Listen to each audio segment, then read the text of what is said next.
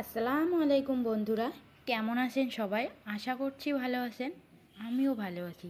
তো চলুন আজকে আমি একটা আমার মেয়ের নতুন খাবার রেসিপি তোমাদের সঙ্গে শেয়ার করছি। আশা করব রেসিপিটি ভালো লাগবে। আর যদি ভালো লাগে তো আমার চ্যানেলটা সাবস্ক্রাইব করার অনুরোধ রইল সবাইকে। আর আমার ভিডিওটা যদি কারো একটু ভালো লাগে তাহলে একটা লাইক করে আমার পাশে থাকবেন। তো চলুন আজকে রেসিপিটি শুরু করা যাক। তো এখানে আমি প্রথমে গ্যাসটা অন করে নিচ্ছি আর গ্যাসের মধ্যে দিয়ে দিচ্ছি একটা তাই। আর এখানে আমি তাইটা একটু গরম হয়ে গেলে আমি পরিমাণ মতো ওটস দিয়ে দিব। আপনারা আপনাদের বেবিকে যে ওটস খাইয়ে অভ্যস্ত সেই ওটসটাই নেবেন। আমি এখানে 1 চামচ পরিমাণ ওটস দিয়ে দিলাম। তো ওটসটা আমি শুকনো খোলায় একটুখানি ভেজে নেব।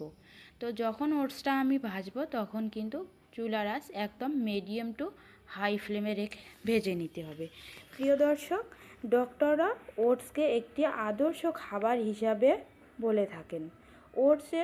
ওটস কিন্তু বেবিদের খুব সহজেই হজম হয়, তাই বেবিদের অনেকক্ষণ অবধি পেট ভরা থাকে। তাই ডক্টররা কিন্তু বেবিদের খাদ্য তালিকায় ওটসটা রাখতে বলেন।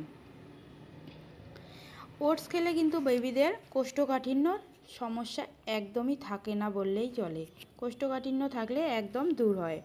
আর ওটস খেলে কিন্তু বেবিদের অ্যালার্জির ভয়টাও নেই। 100 গ্রাম ওটসে রয়েছে 17 গ্রাম প্রোটিন। ওটসে রয়েছে fat, iron, magnesium, potassium, zinc ও ফসফরাস। অনেক গুরুত্বপূর্ণ পুষ্টি কিন্তু রয়েছে ওটসে। তাই ওটসটা অবশ্যই বেবিদের খাদ্য তালিকায় রাখার চেষ্টা করবেন। আমি এখানে ওটসটা একটুখানি সময় নিয়ে ভেজে নিলাম। আর চুলার আঁচ কিন্তু একদম মিডিয়াম টু লো ফ্লেমে রেখেছি। ওটসটা আমার ভাজা হয়ে গেলে আমি পর্যাপ্ত পরিমাণ পানি দিয়ে নিব ওটসটাকে সিদ্ধ করার জন্য। আর এখানে আমি নিয়ে নিয়েছি ভালো একটা পাকা কলা। আর পাকা কলাটা আমি এইরকম কাঁটা চামচ দিয়ে ন্যাশ করে নিচ্ছি। আর এখানে দিয়ে দিব আমি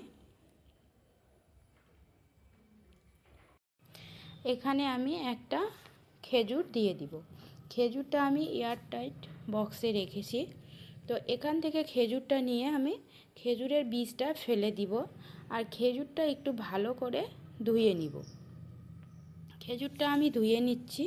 আর পাকা কলা আর খেজুরটা যদি একসঙ্গে ভালো করে মিশিয়ে নেই তাহলে কিন্তু ওটসের মধ্যে আর কোনো মিশ্রি বা চিনি তো বেবিদের খাবার দিবেনই না, মিশ্রি অ্যাড করতে হবে না।